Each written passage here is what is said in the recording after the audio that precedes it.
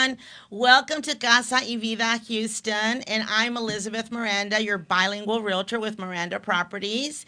And I want to introduce our guest today. First of all, we have Eddie Carrizales. Guys. Thank you, Liz. And Eddie is with the University of Houston Hispanic Alumni Association. And then we also have Suzie Kondylopolous, and of course Hello. Suzie is with Gateway Mortgage. So you guys, are probably familiar, or not probably, I'm sure you're familiar with Suzie, because Suzie has been on our show since last year, and she's of course our main sponsor, but she's also our guest and co-host. You name it, Susie's always here ready to fill in. So we're going to get started today. Well, first of all, I wanted to tell you that we are at a different station. We are at La 9:20 a.m. para mi gente, so it's our new location, and of course we are streaming live to our Facebook page, which is Casa Y Vida Houston, and we're going to be streaming every Thursday. So our show's going to be every Thursday at 10 a.m. Now, of course, this show is recorded also, so you might be watching this live, you might be watching recorded, but just know that the show is always going to be recorded. So even if for some reason you don't finish watching the show, you can come back and watch it. Again, it's Facebook, Casa Y Vida Houston. Also, you can also find us on YouTube as Casa Y Vida Houston. Also, all our shows will also be uploaded usually the next day.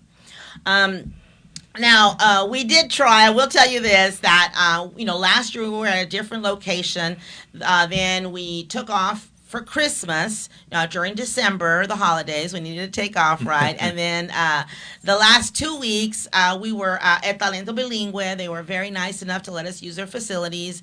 The first week was fantastic. The second week, we had internet problems. Right. We did. So even though we loved that location and just the setup, we had internet problems. So we decided we needed to switch. So just letting you know, guys know, in case you're wondering what's going on, how can we see a third location now? So this is hopefully going to be our permanent location. And last week we did talk. I did talk to Suzie. Suzie and I talked about investing, about our investing adventures, our flipping homes.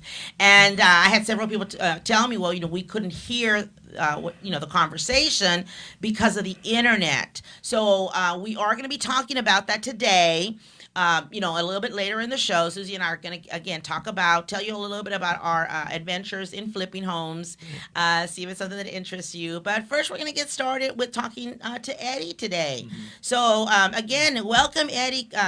I want you to tell us about the organization. It goes by UHHAA, right? The Houston Hispanic, or University of Houston Hispanic Alumni Association. Tell us a little bit about it. Thanks, Liz. Thanks for having me here, first of all. You're welcome. And the University of Houston Hispanic Alumni Association, it's part of the University of Houston, obviously, and it's under the main alumni association that they run there. And it's kind of interesting that the organization got revamped back in 2015. So it did exist before that, but there was a time, in the 2000s that no one picked it up after the last president that had it going. Right. So in 2015, a good friend of mine also, Elpidia Games, she's the one that picked up the university. I mean the association in 2015, mm-hmm. and I joined the organization in 2017. She was president for 2 years, and another president came in, Norma Vasquez, and then 6 months ago, I was named the president for the organization. And essentially what it is that, we have around our mission, we cater to three things. We cater to scholarships, where we provide scholarships for current students and also students that have been accepted to the University of Houston. That's one of our main pillars. Our second one, it's, career development, alumni empowerment. We are trying to start new initiatives, new speaker series where we reach out to the alumni and they come, and also the students, and they hear about different aspects in the community about the current state of the Houston economy, how to grow your wealth. A lot of students graduate from the University of Houston, and then they're like, well, I have this extra income. What should I do with it? And kind of provide them with that career path, that career development that we want to help out not only the alumni but also the students. And then thirdly, we want to cater to the Hispanic community. We want to cater to the high school students, to middle school students. We want to go out there and be role models for these students coming from different, HISD schools, anywhere in the Houston community, and just going out there and speaking to them as well. So, the University of Houston Hispanic Alumni Association, like I said, restarted in 2015. It's been kind of slow, kind of get our membership back in. But I mean, we have 12 amazing board members right now. Last year we had around 9 or 10, so we're slowly growing, and we just want to make a difference throughout the community and at the University of Houston. Yes. Now, when did it get started? Do you know when it actually started, approximately? Not necessarily. So I've met alumni from 30, 40 years back that they said that there was an alumni association back A Hispanic one. A Hispanic one, and it wasn't called the UH Hispanic Alumni Association. I think it was called Amigos or Amigas, something like that. And I've been we don't have that much history, but I've been trying to track down older alumni where I could get a sense of what was going on back in the day. Or maybe we don't remember. Exactly. Well, I have to say that I am a University of Houston alumna. I graduated from U of H Central with a bachelor's degree in psychology, and I started going in the 80s. I think it would have been in the 80s, and I don't remember because I graduated later. I actually went for 4 years, but I was going at night. I was working full-time going at night, and so I went for like 6 years, and then I stopped going as a senior. Then I went back many years later to finish my degree. So I think I went in the 80s. Yeah, it would have been in the 80s. But I don't remember there being an alumni association. Okay. Maybe I wouldn't have gotten involved because I was working full-time. I had a daughter, so maybe I didn't go. I do remember the law school had University of Houston Law School had a Hispanic Law Student Association, but I don't remember the actual school itself. So that would be interesting. But I understand how it is, having served on several boards of different organizations that they start and then they stop, and sometimes they just something happens and you've got to start it all over again. Exactly. So I understand that, but I do know that I heard about it. Probably I remember hearing about it maybe 4 or 5 years ago, maybe. I think it was like really happening, and maybe around that time. I think you said maybe around 2015 or something. Yeah, because I did maybe about 3 years ago. I saw it a lot on social media, and that's one of the pluses now is that because of social media, we're able to see a lot more things. And I kept thinking, I should go, and I just didn't. I haven't gone to any of the events, but I know it was active in the 2015. Yeah. Awesome. Now, Suzie, first of all, let's include you. Did you go to University of Houston? I did go to the University of Houston. So I took the long path. I started at HCC, then I went to U of H Central, and then I actually wanted that smaller setting, class size. So I actually transferred to U of H downtown, and that's where I got my degree. Okay, what's your degree in, by the way? My degree is a Bachelor's of Science in Interdisciplinary Studies. Basically a general studies degree. So hey, it helps. It helps. Exactly. No, it does help. I also went to school, had a very good time in my 20s, and I also worked full time. So I would go full time and then I would stop. Then I would go back and then I would stop. And then finally I think I was probably about 28 or 29 years old, I realized I needed to go back. And when I went back, that's when I transferred over to U of H downtown and finished my degree. And I just wanted to finish. And that's the important message, I think, for a lot of young people and people, that it's never too late to get your education. And I ended up staying in banking.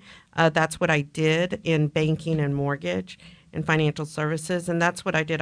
When I was working my way through college, I was working at a bank. So I ended up staying there, but the degree helped me with my career.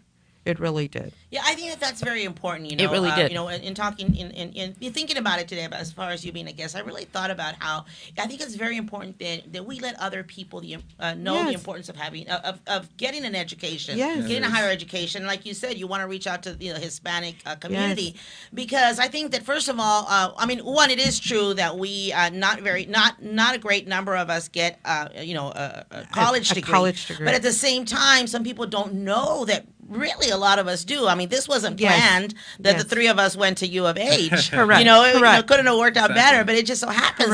And we don't think about it, how many of us, actually have bachelor's degrees. And I think it's something that we have to be proud of, which, by the way, I have my ring, which I wear. Awesome. Now, of course, like you would think, okay, why is she still wearing it? Well, because I actually went back at the age of 45 and got my degree. Which so is a that's big why, deal. yes, it is a big deal to me. You know, It's it's a big deal. absolutely, I would have to say that next to the birth of my daughter, this was the happiest moment of my life. Of course.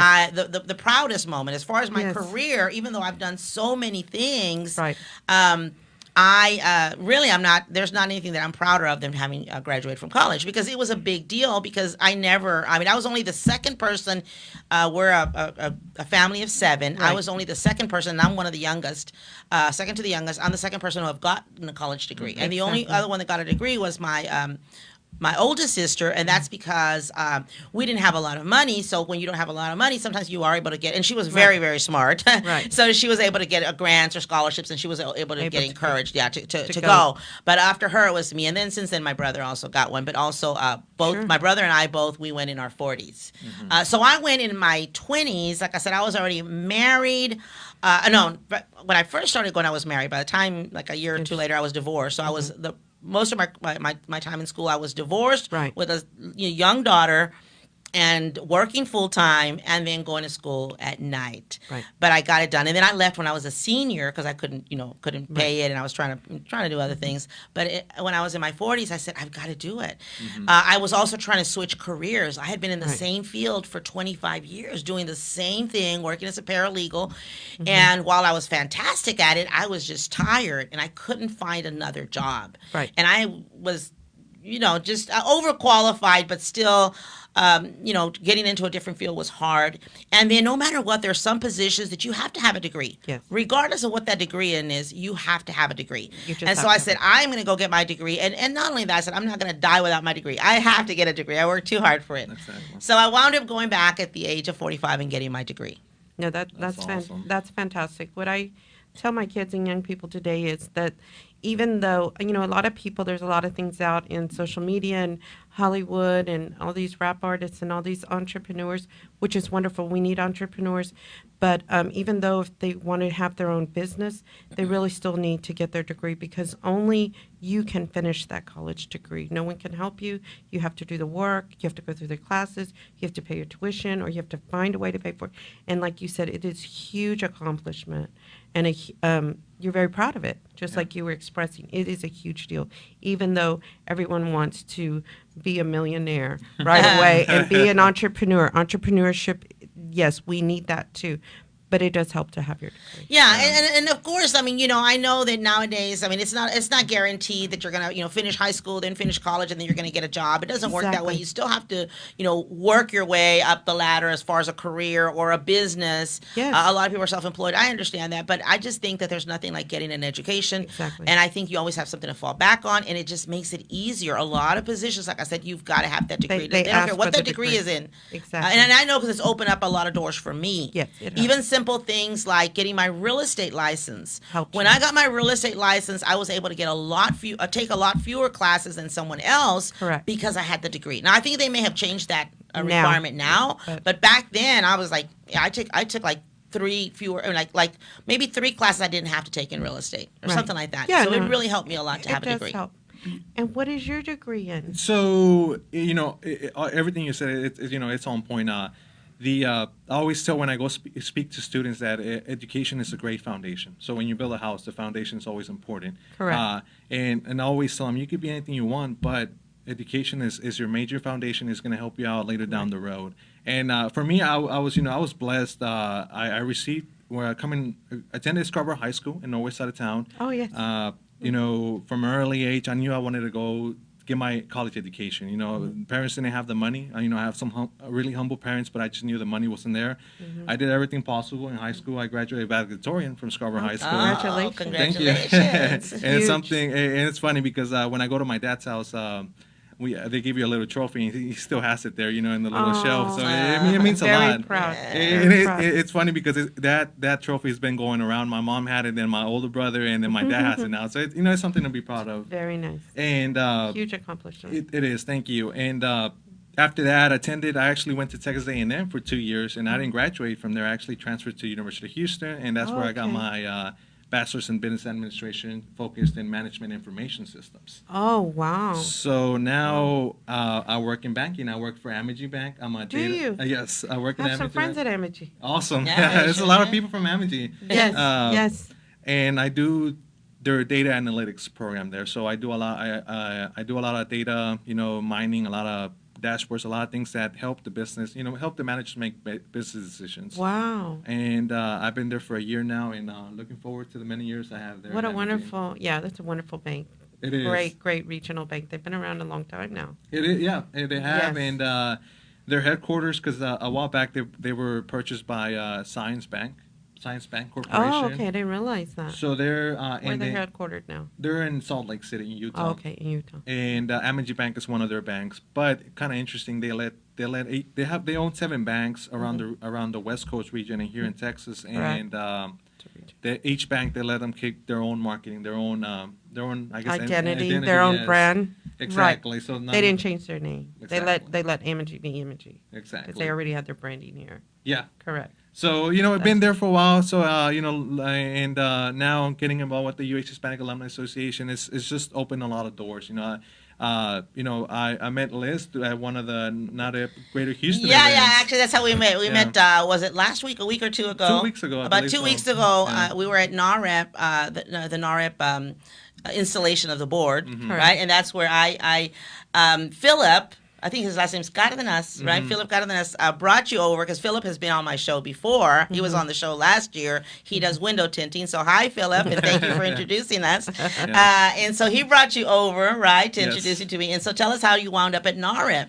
So it's kind of interesting. So the week before that event, I met Veronica? Veronica Martinez. Veronica Yes. Martinez. But it's kind of funny how I met her, because I sent an email out because I was looking. A previous sponsor had helped us out a year before for one of our events, and I sent her the email, and somehow I got into Veronica's box. I believe the former employee had moved on to another company, and Veronica picked up the email and she responded back, "Hey, we would love to meet. I'm a former Bauer graduate as well, college, from the College of Business at U of H." And I was like, okay, well, let's try to meet up for lunch or for coffee. And that week we actually met up, and she brought Charles and Danny Garcia as well from NAREP, and we had a good conversation, and just kind of pitching them what I wanted to do with the Hispanic Alumni Association and the things that we had coming up. She's like, and we just we had a great meeting, and then the next day she said, "Hey, well, I think you should come to this event. You're gonna meet a lot of great people. You're gonna network, and just build those contacts for anything that you have planned Wonderful. out." Wonderful. So she invited me, and that's how I just started meeting different people, and that's how I met Philip, and then that's how I met you. Oh, that's Oh, pretty that's amazing. awesome. That's pretty amazing. I tell you what, yeah, and obviously Danny, Charles, and Veronica, they're fantastic Yeah. people. Yes. Everyone at NAREP is just fantastic group. And that's just, again, it just goes to show with networking. Networking is very important. I know that sometimes people are like, they're like, well, what am I going to get out of it? Or, whatever. But Get a I would lot. say you get out of it what you put into it. Exactly. And if you go up to one person and speak to them, you never know what it's going to lead to. You just never Exactly. know. And it's just about making connections. And that's how we met.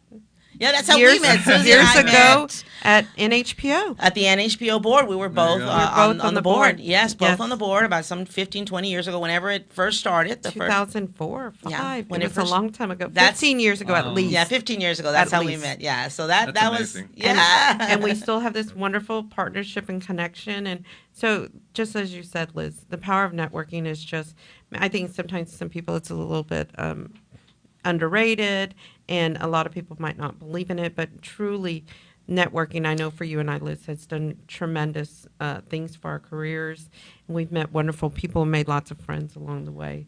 So we're so glad that you went to NAREP. And Exactly, and hey, and that's Met- the reason. we've And I was met gonna say, you. and that's the reason that we're here too at La Nueva Veinte because of Exactly. Matt Velasquez. Matt, That's yeah. why we met Matt also through a NAREP. Through NAREP. So it's just incredible. It's a It is.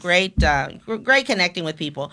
Yes. So tell us a little bit more, Eddie, about what it is that you're trying to accomplish here. I know you've got some events coming up. Tell us about those events first of all. So we have 2 major events coming up, and this is where we raise the money for our scholarships. Last year, we awarded around $7,300 in scholarships. The year Wow. before Wow. that, I think it was around $5,000. So we've increased it little by little. That's awesome. And our goal this year is to increase that number as well. But it is important. What I'm looking for usually when I meet with alumni is say, hey, we have these events. So February 23rd, it's our first charity fashion show at the University of Houston Hispanic Alumni Center. Oh, okay. Okay. And this is there we go. We've got that on the screen. Yes, there it goes. Awesome. So tell us about it. So one of our new board members that joined, Jose Perez, thought about this idea about having a fashion show, and at the beginning it sounded perfectly, and until we started working on it. We've been working on it day and night and every second, and we're always on Facebook. Hey, what about this idea? What about that? How many do we have the dressing rooms? Do we have the food? So I believe it's going to be a huge event. And it's going to happen February 23rd from 1 to 4 p.m. at the UH Alumni Center. We have right now around 4 to 5 fashion designers that have already accepted the invitation to bring their models, bring their their designs that they're going to showcase. And it's pretty interesting because all those 5 fashion designers are Latinas. Oh, wow. So, how exciting. Exactly. Very exciting. And I believe 2 or 3 out of them are from the University of Houston as well. They're alumni. Oh, wow. So even better. So, that's huge. And we've reached out to sponsors. The admission is $20. Okay. Every ticket sale that every ticket that we sell at that event is going to go directly to our scholarship fund. Okay. The ticket gets you into the the fashion show, and also gives you food and drinks. Okay. Oh, that's awesome. Yeah, And how do they get tickets? So they could go on Facebook. They could follow us on the if you look up UH Hispanic Alumni on Facebook, there is an event that we created there. And it takes you to a link where you're able to purchase that ticket. Also, at the door, we're going to be selling tickets as well. The capacity, we have 90 seats. We're looking forward to selling out. If we do sell out, then there's going to be standing room only. Right now, we have around 30 tickets sold. But, Hispanics. We wait to the last minute. We're going to wait to the last minute, of course. Well, guys, go out there. I know how it is. I know, again, having put so many of these events together, we're always like panicking. No one's going to show up. No one's going to show up. And then at the last minute, they pay even that day. Exactly. So don't do that, guys. Help them plan. So definitely go find them on Facebook page. So it's Facebook page. The name of there's an event. There is an event. They can find the event as Charity fashion show, or look up the University of Houston Alumni Association, or yourself. I imagine you're on Facebook also. Yes, my name Edward Carrizales. That you guys can look me up, add me, and I could send you more information. Like I said, we're looking forward to having a sold out event, and then making it bigger next year. Okay, same thing, guys. If you're looking for sponsorship opportunities, you want to sponsor the event, same thing. Contact him. But I certainly encourage you guys to go and support this organization. Absolutely.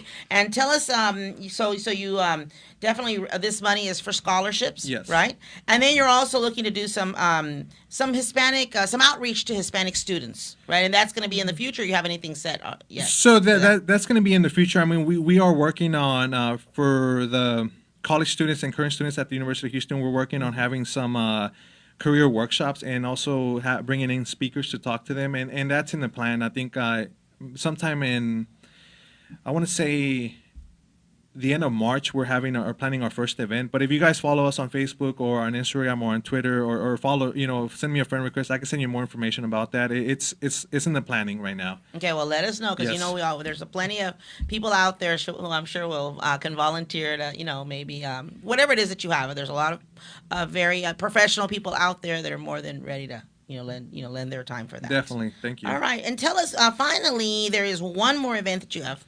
And yes, the second fundraiser that we have this year is actually on March 30th, and that's our famous Hispanic Champions League tournament. And we've had this tournament ever since I think 2016, so we're going in our third or fourth year now. And this is one of our greatest events. I mean, we get teams to play a whole day tournament, soccer tournament, where teams participate, and they play 3 games, versus each other, and then at the end, we crown somebody the champion. It's a 7 versus 7 indoor soccer tournament, and it's co-ed, so guys and girls. And also this year we're going to have it at Norwest Indoor Soccer. They volunteer their facility at no charge for us, so that's really great because usually we have to pay an upfront fee. But all the money that we raise from here, it goes back to our scholarships. Most of our money that we raise goes back to scholarships. That's awesome. We keep some of the money just for expenses, that kind of stuff. Right. But other than that, it goes out. And for this one, I'm actually looking for sponsors, and our sponsorship packet, it's really low. I mean, I know we have to start somewhere, so our minimum sponsorship packet is $100. It gets your logo. Wow. It gets your logo on the back of a nice T-shirt Oh, how nice. that everyone wears at the tournament. Every team gets these shirts, and then we sponsor you through the social media pages that we have: Facebook, LinkedIn, Instagram, Oh, good. Twitter. Funny thing, Facebook. When I came into the organization, we had around 700 followers. Now we're reaching 1,100 followers. Awesome. Oh, wow. So that's pretty we're, good. we're seeing an increase, in Very people good. following us. So Very good. that's our second event, and like I said, both of these events really help us with our scholarship money that we award. So how many teams are you looking for in the tournament, or what is your limit? So our sweet spot is 8, but we can accommodate 8 teams. Yes. Okay. And And it's a one-day tournament. it's a one-day tournament. Okay. The fee for the team. is $400, $400. and Okay. it's 12 max players. So that if you divide it into 12, that's around $30 each person. Okay. So you're looking for 8 teams, Mhm. and each team $400, Yes. and up to 12 players. Exactly. Okay. Yes. And they can come from anywhere. They can, yeah. And They don't have to be from U of H. They don't have to can be- enter the tournament and help raise money. Exactly. Okay, So perfect. both of these events are actually open to the public. You don't Okay. have to be a UH Hispanic alumni. You don't. I'm taking my family to the fashion show, and Of then course. have Yeah. my younger Yeah. brother goes to my soccer tournament. I invite him to play on the team. So the more people that we get to these events, the better. Yeah, All that right. would be great. Yeah. And I know last- there's a lot of soccer players out there. It Yeah, is, it yes. sounds like It a sounds lot of like fun a fun also. co-ed. Yes. Well, can you also give us your phone number if you don't mind, just in case someone wants to call you or text you? That might be easier. Yes. So my phone number is 832-454-6501. And then you could also add me on Facebook, Edward Carrizales, or on LinkedIn. Anywhere, you can follow me there, and I can send you more information as well. Or you could contact Liz, and then Liz. I'm pretty sure- Absolutely. Yeah, definitely. Let me know, and then I will put you in contact with Eddie. Yes. All right. Well, thank you so much, Eddie, for being here. We really appreciate your all the It's information so and nice your time. to meet you. Same here. Thanks so much, guys, and go Cougs. Yeah. Yes, go Cougs. Good. All right, guys. So we're gonna go ahead and talk to you about our sponsors. So our first sponsor is Suzie Kondylopolous.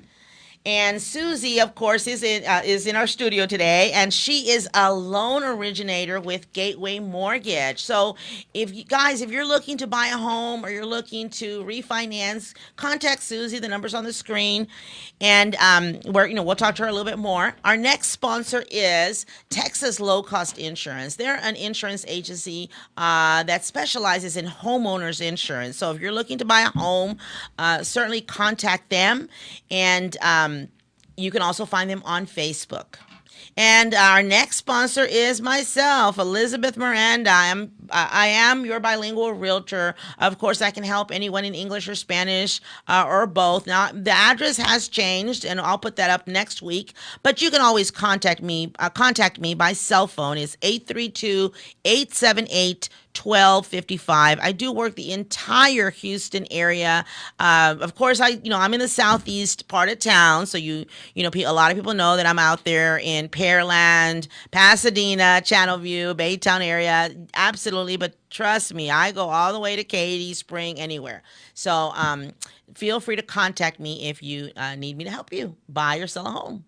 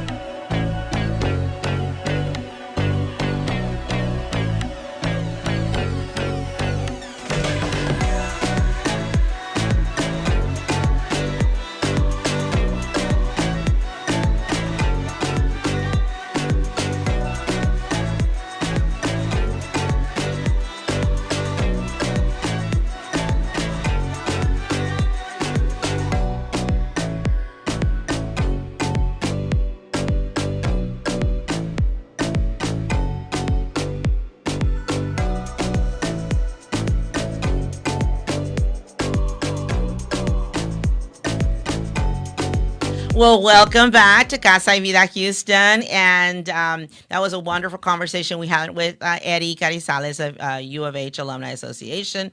And now Suzie and I want to talk to you about real estate. You know, guys, it's my favorite subject. So last week, we had some technical issues. We talked about flipping homes, and we had technical issues, and so it was kind of choppy, as far as what we were saying. So I had a couple of people reach out to me and say, "Well, can you repeat your information?" So we're not going to repeat it exactly, but we are going to, kind of like touch on it a little bit. Right. So Suzie, let's tell me a little bit about I guess your flipping experience investing. Well, I guess it was about a year ago, Liz and I decided that we would like to start investing. I do have a little bit of experience with my husband. We've been buying and selling real estate and holding for rentals for about the last 10 years. So you and I started to talk about that. It would be a great idea if two Latinas got together, and it's usually men in the industry of investing, real estate investing, and we thought it was a great idea if we did it alone and partnered together. With your real estate experience, finding homes, you have great systems in place to help find the homes, and then of course just with my experience, and we did find a home after about 3 months when we first started looking. Yes. So just as far as this is my first flip, I have represented several people. I have several investors that I represent, and I help them find homes. But once I help them find the home, that's it. I don't get involved in the like the project management, the actual reconstruction or rebuilding. I don't do any of that. All I do is help them find the home, and then they take it from there. Right. And then, like Suzie says, Suzie has done a couple of flips, but she and her husband primarily buy properties for rental properties. Yes, we have rental. Yeah, they mostly have several rental properties. Yes. So anyway, we decided to do this, and we actually started looking last year in July. We started looking for homes, and I'll tell you honestly, it did take us a few months. Yes. Only because I think we were still kind of talking about it. You know how it is, girlfriends. We we wind up getting together for coffee to talk about our flips, and we wind up going and talking about the family or something else. And so I think it took us a little while to kind of get serious, and we'd see homes maybe here and there, one a month. And so it wasn't until October, I think, right? Like October that we finally said, that's it. We're going to do this. And we really took us. So if you really think about it, it really took us about a month, because that was that last month that we said, that's it. Yes. And so I think what the difference was that we were committed to it, and we said, we're going to find a home. Right. So we started, I started setting it up so that I would make sure I had information that I needed, so that every day I knew if there was a new property. And I said, I'm going to look at new property. And I say because sometimes we knew we wanted to be in the southeast side of town. That's where we wanted to find a home.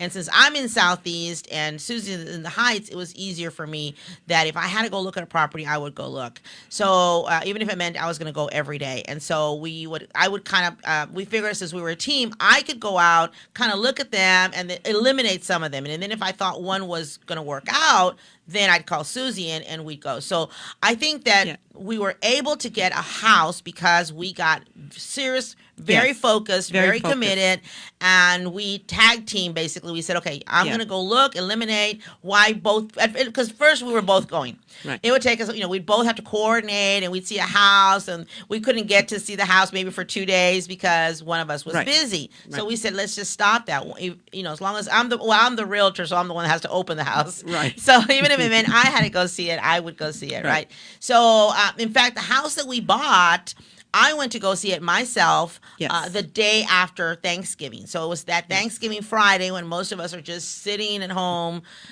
not doing anything, not wanting to do anything. I said, I'm going to go see this house. I don't care. Right. And so then I loved it. Then I called Suzie, and Suzie went to go see it later that day. We submitted the offer on Friday, and it got accepted on Saturday. Right. And so we actually, but then there was some, some issues with the house. It was an estate sale, etc. So we actually closed January the 3rd. Right. So we just closed January the 3rd, and we are now getting the house ready. So tell us about, you want to tell them about our experiences with contractors and etc. Yeah, so that's been an experience. It has been a while since I've flipped a house, and this is the first time for Liz, so we are learning a lot.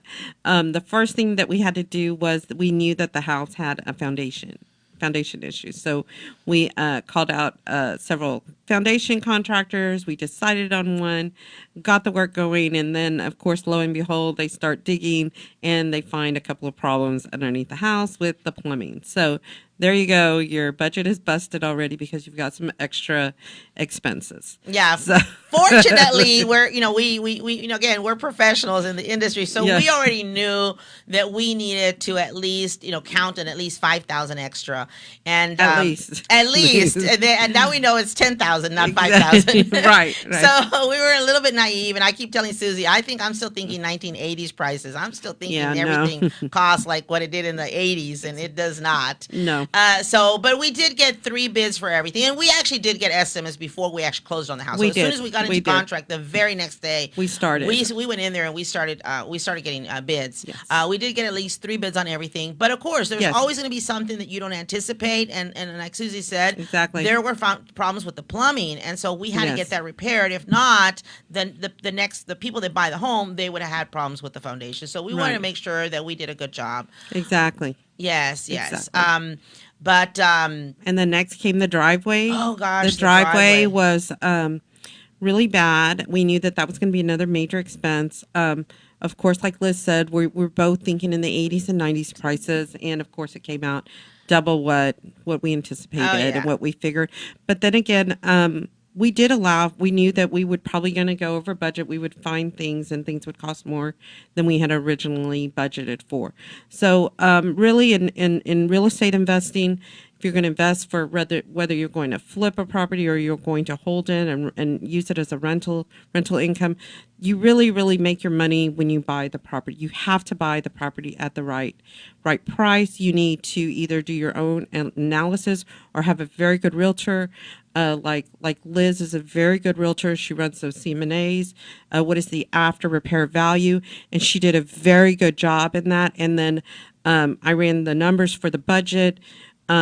We probably, had we offered them more, they would have taken more, but we said, no, we're going to come in at this price. And if we get it, we get it. If not, we go on to another property. And that's what you have to remember. You have to buy it at the right price. If it's not the right price for you and it doesn't work in the numbers, it's not going to work because there's always going to be unforeseen issues with the property. Exactly. And we actually had submitted about 4 or 5 offers. We did. Because we got aggressive. I'm telling you, we got aggressive that last month. And then especially that last week, we submitted like 10 offers in a week. I mean, not 10 offers, about 5 offers in a week. Right. And we got this house. And yes, we ran the numbers, ran them. I mean, we got obsessed with running those numbers. Yes. And looking at what is our worst case scenario. We always look, what is the worst case scenario? Right. And that was important to me because, like I said, even though it was my first flip, I've worked with other people, and that I run their numbers and I tell them this is what the house, this is what it's going to sell for. And but I have run into other people that they've worked with other realtors, and then they go and they buy a house, and then once they buy the house, then they say, well, I'm going to fix it, and then I'm going to sell it for this amount, just because I'm going to sell it for this amount. Exactly. You can't decide I'm just going to sell it for this amount. You need to know when you buy the house what that house will sell for. It's not because what you want it to sell for based on what you've put into it. It has to be based on what are homes in that neighborhood selling for. So once you know what homes in that neighborhood are selling for, then you work back, and then okay, I have to buy a house, at this price, and I'm going to put X amount in, and then my profit is going to be X amount in. But you've got to work back. Know what homes in that neighborhood are selling for. And that's why that's another key thing is don't buy in neighborhoods you don't know. That's why I said, Susie, I want a Southeast. I know Southeast in and out. I'm always showing in all those areas over there. So I know those areas. So I felt very comfortable that it's not I knew it wasn't a neighborhood that was going down in value, but instead it was increasing in value. Exactly. Very important. Very So, important. yeah, so that's it. We just wanted to share our our experience, and honestly, we've had a very good experience. Even Yes. with a little extra cost. Like I said, we did at least allow for that, knowing that we might have some extra expenses. But we've had nothing but great experiences so far. Yes. The contractors have been amazing. We haven't had Yes. any bad experiences We with the not- contract. We've gotten no. very lucky to get Yes, we excellent have. prices. So if you're an investor, by the way, that's Yes. out there looking for some great contractors, let me know. I would Yes. be more than happy to put you in touch with our contractors, because we Right. did promise them that we were going to, Oh, yes. give their name out to other people, because they really have done fantastic work Oh, and yes. very, very reasonable prices. Very reasonable. We've been very fortunate. Yes. And we definitely want to share their information with everyone. Yes. All right, guys. Well, then that's about it. I just want to show you a couple of events coming up. February the 6th, NHPO is going to have their networking event, and that's going to be at Brass Tacks. So it's NHPO, and you can find that on Facebook. Then that's the main NHPO, the Houston NHPO. Then February the 9th, NHPO Northwest is having an educational seminar, and it is going to be about Facebook advertising, placing Facebook ads, and how to get results. So that's very important. You can also find that on Facebook. They're also, NHPO Northwest is having a Valentine's Day dinner cruise. It's going to be $85 a person. That sounds like a lot of fun. And finally, White Picket Fence is having their real estate rally February the 12th. That's with Alan Hernandez, White Picket Fence. That's a fantastic event. If you've never been there, you have to go. I truly enjoyed going when I went last time, and certainly I'm going to be there. So just encourage you to go. You can find them on Facebook as well. And that's all we have for you for today. Thank you, Suzie, for joining me again. Thank you for having me. It's always a good time. Yes. And guys, again, we're going to be with you every Thursday at 10 a.m. on our Facebook page, Casa Y Vida Houston. So thank you for joining us, and we'll see you next week.